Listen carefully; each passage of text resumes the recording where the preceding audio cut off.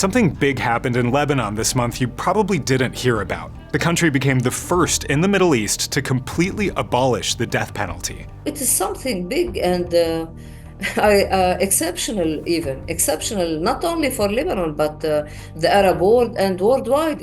Nonviolence activist Ogarit Yunan was the person who drafted and submitted the bill to Lebanese MPs.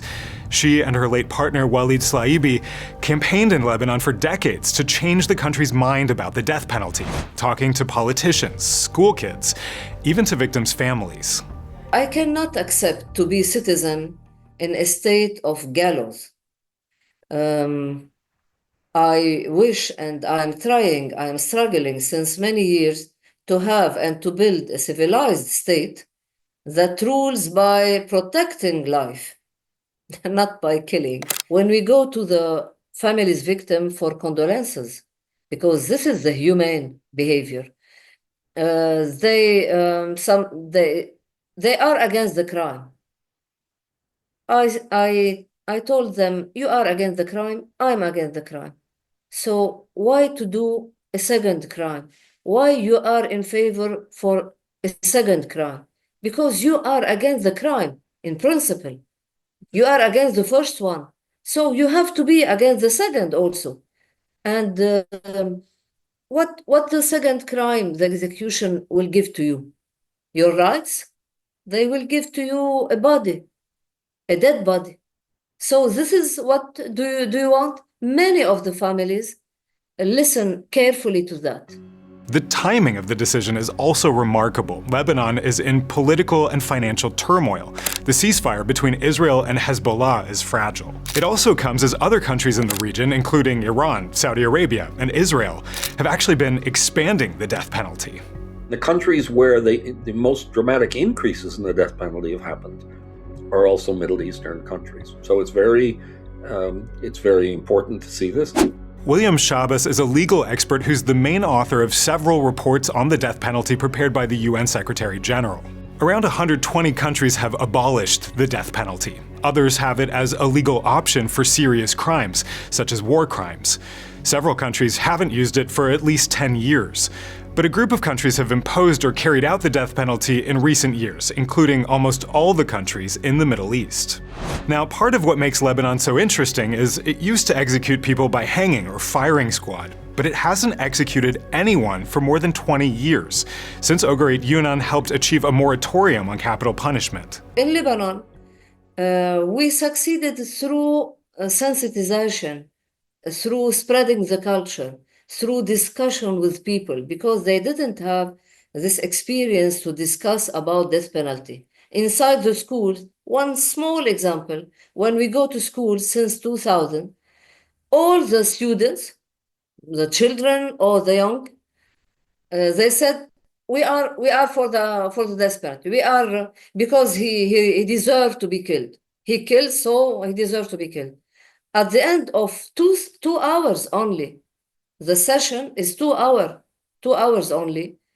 All the students said, I became against death penalty because now I know.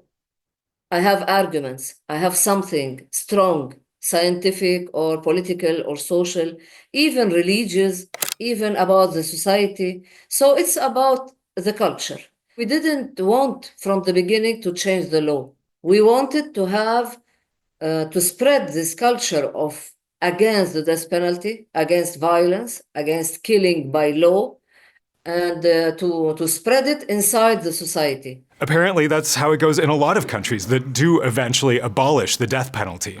It happens slowly, over decades. Government after government over the years won't carry out the death penalty, and the public just get used to it. And you have generations who have grown up without the death penalty. It's just, they view it as one of those barbaric punishments of the past, like locking people in stocks and throwing things at them and hanging them from poles and drowning them. Many different political parties were in favor to abolish death penalty.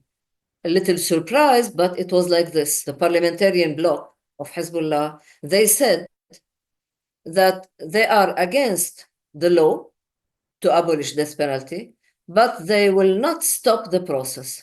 Some politicians in Lebanon also pointed to Israel, which just expanded its death penalty. Israel's civilian courts only ever executed one person, Nazi official Adolf Eichmann, in 1962. But the country just passed legislation allowing special tribunals to impose the death penalty on Palestinians found guilty of involvement in the October 7th attacks. It's intriguing that at the very time that Lebanon is taking this step towards abolishing the death penalty in law, the opposite seems to be happening in Israel. And Israel was one of those countries that we always put on the list of de facto of a state that had stopped using the death penalty. It was one of the arguments for some deputies in the parliament saying, and for others, saying that, look at Israel, it expands the death penalty, so we have to show that Lebanon is better. There were over 80 people still on death row in Lebanon. Parliament voted to convert their sentences into life in prison plus hard labor. Ogarit Yunan isn't happy about that part of the law. She's also heard some criticism about the timing, that Lebanon has bigger concerns right now. Yeah, I heard some of this. Listen, we don't have priorities between human rights issues. Each time we can succeed for one issue, one human rights issue, we have to take it and to be happy. But I wished that it would happen in a better condition in Lebanon, so that the joy would be stronger. Because Lebanon is in a war with a death toll by thousands since last March. But we cannot not to be happy to succeed a human rights issue. So what happens next? Will other countries follow Lebanon's example and get rid of the death penalty? I think Lebanon will be a model for the region, like a positive contagion, I think. I have this feeling.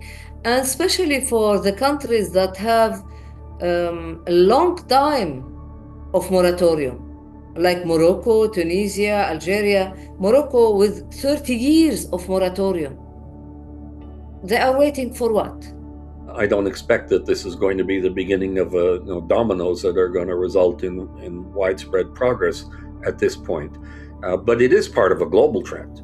That's for certain. What do you think? Will more countries follow Lebanon's example? Let us know in the comments. And if you like this video, hit like and subscribe.